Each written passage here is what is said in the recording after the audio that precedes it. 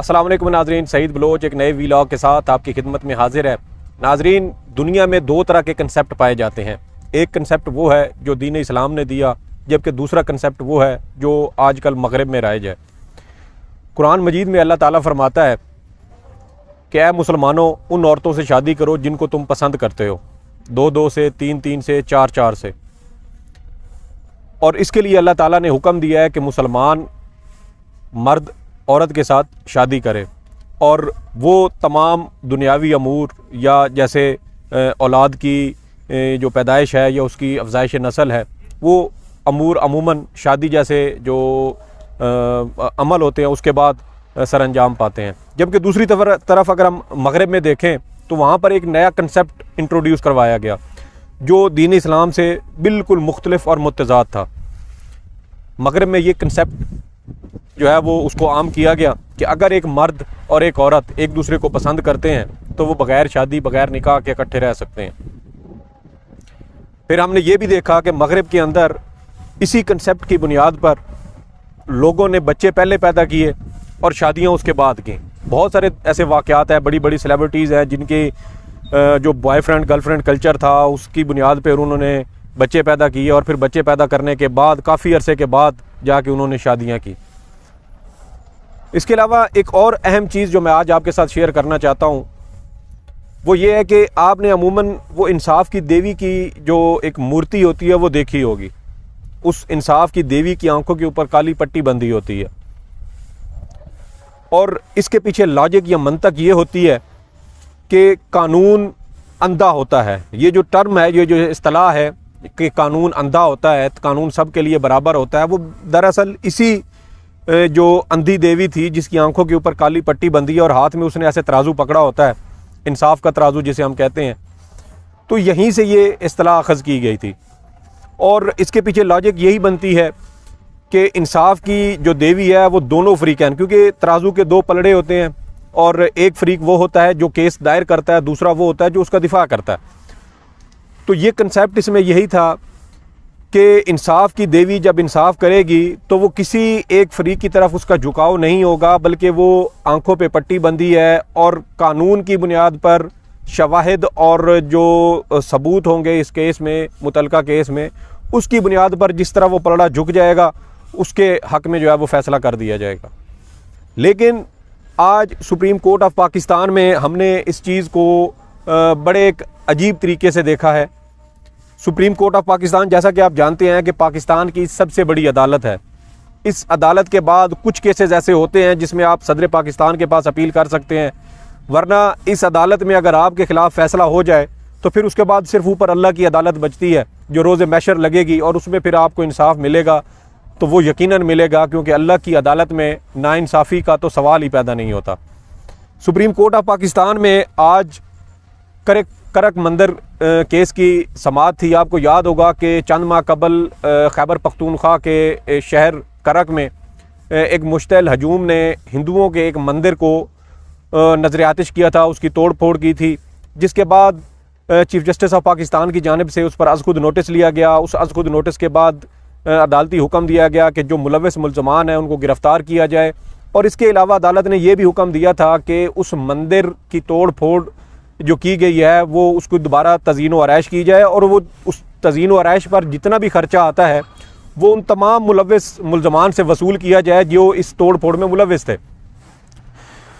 अदालत की जानिब से ये हुक्म जारी किया गया। पुलिस की जानिब से इस पर अमल करते हुए कुछ लोगों को गिरफ़्तार किया गया। आज सुप्रीम कोर्ट ऑफ पाकिस्तान में जो अदाद शुमार चीफ सेक्रेटरी की जानिब से बताए गए हैं वो ये थे कि 130 लोग इसमें गिरफ़्तार हुए, जबकि मंदिर की तज़ीन व आरइश पर, उसकी रेनोवेशन पर तकरीबन 3 करोड़ 30 लाख रुपए के अखराजात आए। आज चीफ जस्टिस ऑफ पाकिस्तान की जानिब से ये रिमार्क्स दिए गए कि वो 3 करोड़ 30 लाख रुपए उन 130 लोगों के ऊपर बराबरी की बुनियाद पर तकसीम किए जाएँ और उन तमाम लोगों से ये रकम वसूल की जाए,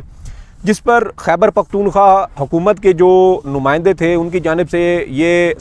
अदालत के सामने एक नुक्ता उठाया गया जिसमें कहा गया कि अभी चूँकि इस केस का ट्रायल चल रहा है, मुल्ज़मान का हतमी तयन नहीं हो सका, तो क्या उससे कबल ऐसे लोगों को जुर्माना कर दिया जाना जो बाद में बेगुनाह साबित हों, तो वो जुर्माने की रकम का उस वक्त जो है वो फिर उसका क्या किया जाएगा, जिस पर चीफ़ जस्टिस साहब की जानिब से बरहमी का इजहार करते हुए कहा गया कि ये अदालती हुक्म है, और अदालती हुक्म तो फिर अदालती हुक्म ही होता है, उसके ऊपर किसी सरकारी अफसर को, किसी ब्यूरोक्रेट को, किसी और शख्स को, किसी फ़र्द को एतराज़ करने की जुर्रत नहीं होनी चाहिए। ये आज जो हम आपको जो बात आप तक बता रहे हैं, ये चीफ़ जस्टिस ऑफ पाकिस्तान के कमरा अदालत नंबर 1 में वो रिमार्क्स हैं जो इस केस में दिए गए कि केस अभी हतमी तौर पर तय नहीं हुआ, उसका जो नतीजा है वो बरामद नहीं हुआ, पुलिस अपनी तफ्तीश कर रही है, ट्रायल कोर्ट में चल रहा है, 130 मुल्ज़मान इस केस में गिरफ़्तार हैं, उसमें नामज़द हैं, और अदालत सुप्रीम कोर्ट ऑफ पाकिस्तान, जिसके पीछे जैसे कि मैंने बताया कि फिर सिर्फ ऊपर अल्लाह की अदालत है, यहाँ से वो फ़ैसला आपके हक़ में आता है, आपके ख़िलाफ़ आता है, आपके साथ ज़्यादती होती है, जुल्म होता है, उसके बाद आपके पास कोई और फोरम नहीं बचता कि जिस पर आप दोबारा जाकर अपील कर सकें और अपने हक़ में फ़ैसला ले सकें या इंसाफ हासिल कर सकें। और सुप्रीम कोर्ट ऑफ पाकिस्तान, जो पाकिस्तान की सबसे बड़ी अदालत है, वो ये कह रही है कि जो मुल्ज़मान हैं उनसे 3 करोड़ 30 लाख रुपए की रकम जो है वो उनसे वसूल की जाए। अब जो केस की समाअत के दौरान खैबर पख्तूनख्वा के ही वो रिहायशी करक के जो इस केस में एक नामज़द मुल्ज़िम भी थे, वो भी आज अदालत में पेश हुए और उन्होंने ये अदालत में सवाल उठाया कि मैं बेगुनाह हूँ और मुझ बेगुनाह को इस केस में फंसाया गया है, जिस पर अदालत की जानिब से, बल्कि चीफ़ जस्टिस की जानिब से ये कहा गया कि अब आप अदालत के सामने आके अपनी बेगुनाही बता रहे हैं, और अदालत की जानिब से ये भी कहा गया कि जो ये जुर्माने की रकम है, जो तज़ीन व आराइश जिस पर 3 करोड़ 30 लाख रुपए जो बनती है, वो आपसे भी यानी उस फ़र्द से भी वसूल की जाएगी, क्योंकि ये अदालती हुक्म है। अदालत ने उसकी जो उस एक फ़र्द की जो इस्तदा थी, जो आज अदालत में अपनी बेगुनाही का रोना रो रहे थे, अदालत ने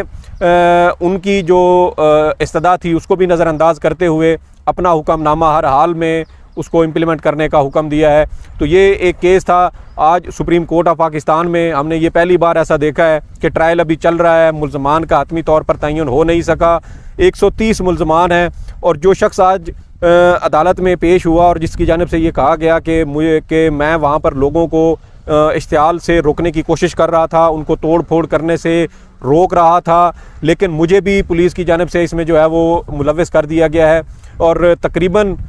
उनकी जानिब से ये नुक्ता भी उठाया गया अदालत के सामने कि इस जो गिरफ़्तार मुल्ज़मान है 130, उसमें से तकरीबन 100 मुल्ज़मान ऐसे हैं जो बेगुनाह हैं, और लेकिन उनको इसमें गिरफ़्तार किया गया है और उनके ख़िलाफ़ ये ट्रायल चल रहा है। लेकिन बहरहाल अदालत का हुक्म जो था वो हतमी था, और अदालत ने ये ऑब्ज़रवेशंस दी हैं कि ये 3 करोड़ 30 लाख रुपए 130 मुल्ज़मान पर तकसीम करते हुए उनसे वसूल किए जाएँ, और उनके ख़िलाफ़ जो ट्रायल चल रहा है वो तो चलता ही रहेगा। और जब ये केस हतमी नतीजे पर पहुँचेगा और फ़र्ज़ कर लिया कि इसमें से 130 में से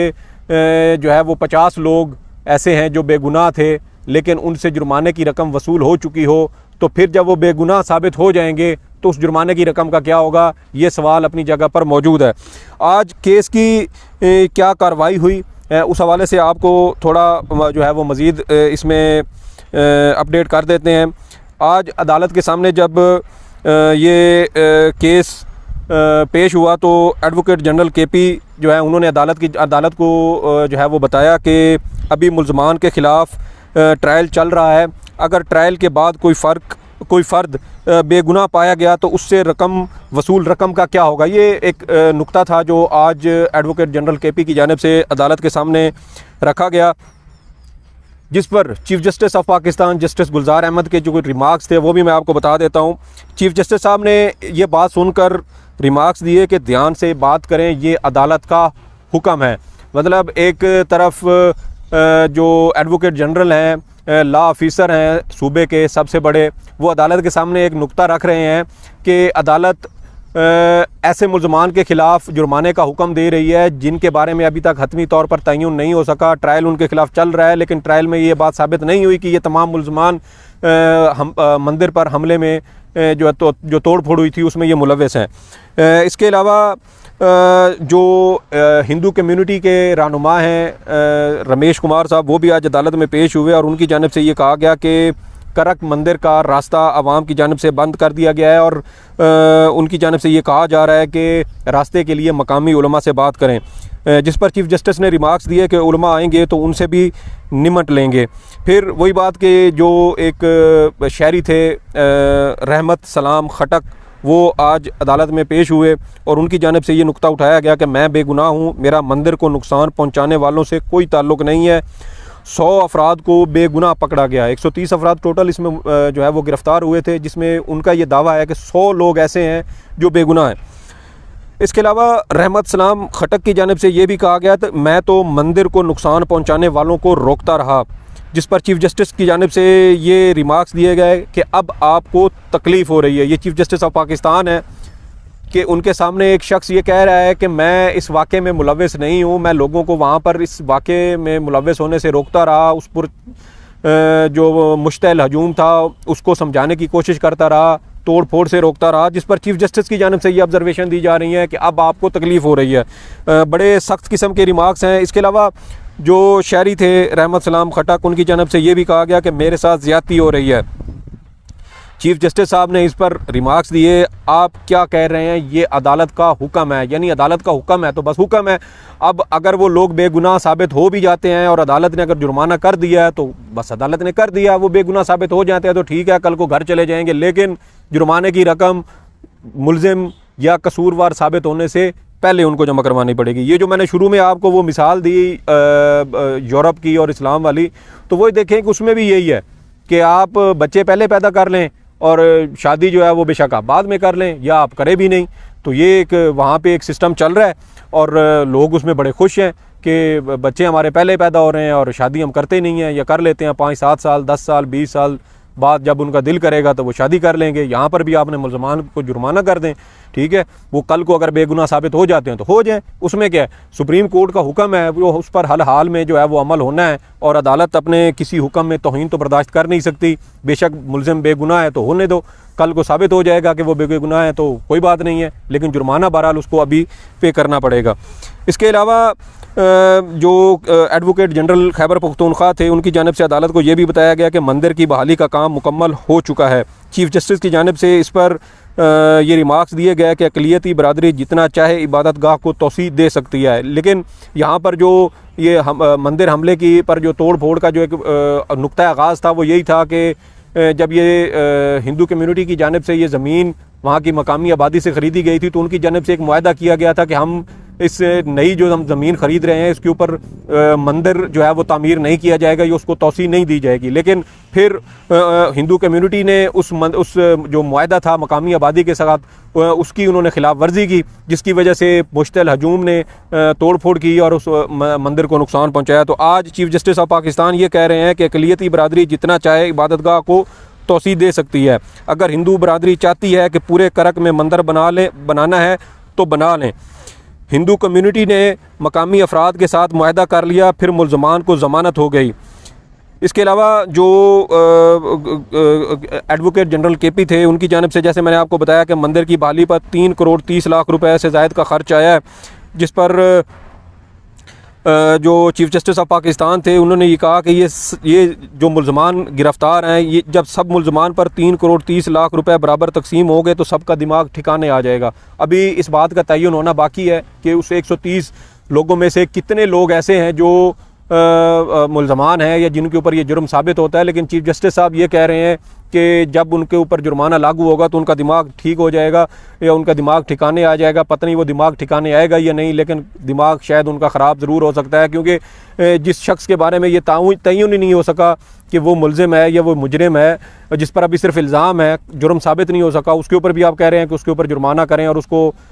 उसका दिमाग ठिकाने में ले आएँ। तो अल्लाह जानता है कि चीफ़ जस्टिस साहब पत्नी